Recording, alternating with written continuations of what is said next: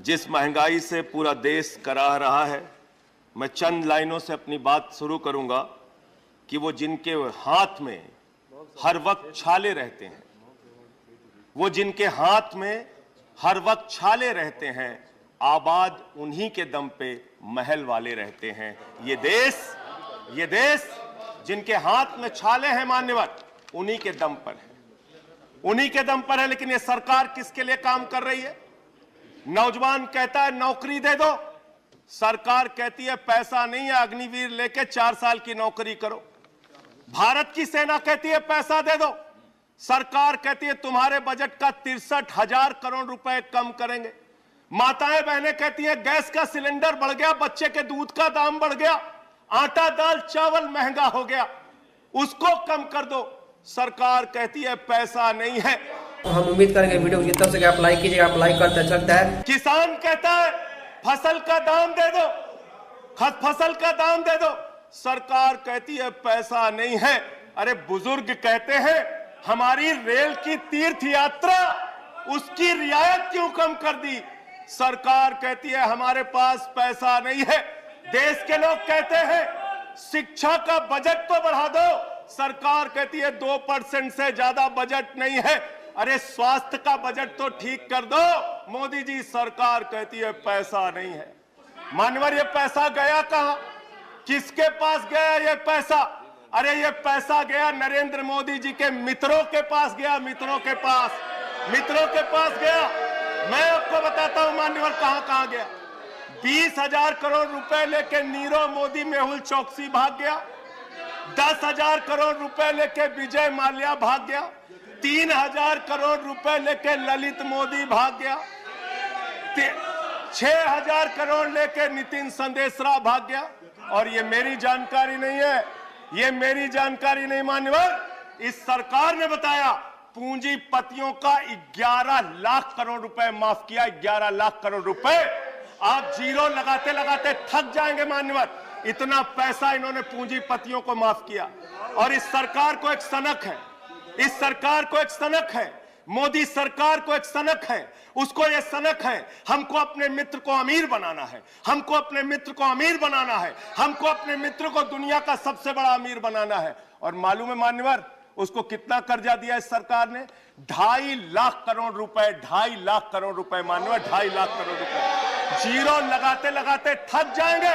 एक इंसान को 2.5 लाख करोड़ रुपए और बच्चे के दूध पे टैक्स लगाते हो, आटा दाल चावल पे टैक्स लगाते हो, हिंदुस्तान के गरीब आदमी का खून चूसने का काम करते हो।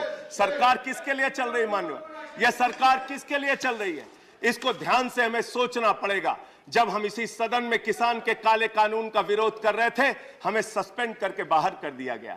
1 साल के बाद ये सरकार कहती है अब हमें होश आ गया, हमारी तपस्या में कमी रह गई, हम काला कानून वापस ले रहे हैं। क्यों भाई? 1 साल पहले कानून वापस ले लेते तो 750 किसानों को शहीद नहीं होना पड़ता।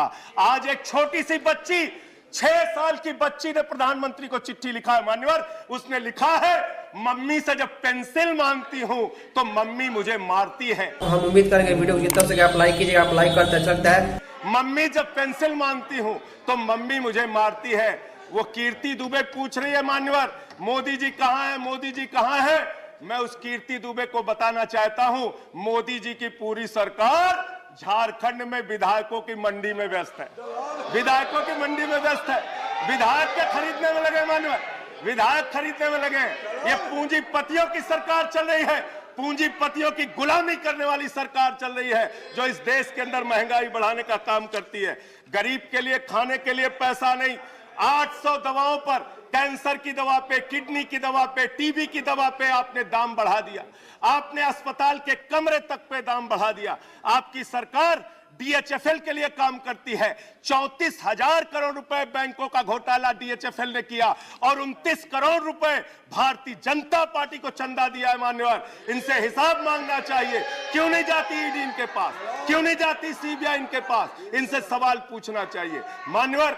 मैं सिर्फ इतना कहना चाहता हूं, आप खाने के लिए आपके पास, सरकार के पास पैसा नहीं, उस पर तो टैक्स बढ़ा देते हो, लेकिन गुजरात के अंदर जहरीली शराब पिलाते हो लोगों को, जहरीली शराब 75 लोग जहरीली शराब पी के गुजरात के अंदर मर गए। मानो 75 लोगों की जान चली गई। दिल्ली के मुख्यमंत्री केजरीवाल जाते हैं देखने, गुजरात का मुख्यमंत्री उन लोगों से मिलने नहीं जाता। देश के प्रधानमंत्री उन लोगों से मिलने नहीं जाते, दिल्ली के मुख्यमंत्री केजरीवाल उन लोगों से मिलने जाते हैं। माननीय, और मैं ये कहना चाहता हूं, माननीय, no point of, I am not yielding sir, I am not yielding sir, 1 minute, sir, I am not yielding sir, I am not yielding, let me complete sir, sir बस खत्म कर रहा हूं, कंक्लूड कर रहे हैं, उसके बाद I'll take the point. ये सरकार पूंजीपतियों की सरकार है मान्यवर, ये बिल्डर्स के लिए काम करते हैं। मैं आपको बता रहा हूं, गुजरात में मान्यवर, गुजरात के अंदर, गुजरात में नवासारी एक जगह है, गुजरात में सीआर पाटिल के जहां के सांसद, नहीं sir, I am not yielding, इसी चेयर से कहा गया जब बोलते रहो तो किसी को पॉइंट ऑफ ऑर्डर नहीं देंगे। No no no sir, no, I am not yielding, बात खत्म कर रहा हूं, मेरा लास्ट पॉइंट सर, ये सरकार पूंजीपतियों के लिए काम करती है। सरकार एक बिल्डर गुजरात के अंदर सीआर पाटिल के इलाके में, उसके लिए रास्ता बनाने के लिए राधा कृष्ण का मंदिर गिरा दिया इन्होंने। Point of order, Radha Krishna का मंदिर गिरा दिया। Point of order, 1100 please, 1 second, 1 second, under which rule, 1 second, 1100 1 second, sir, ये इसी चेयर से कहा गया। हम उम्मीद करेंगे वीडियो जितना हो सके आप लाइक कीजिएगा, आप लाइक करते अच्छा लगता है।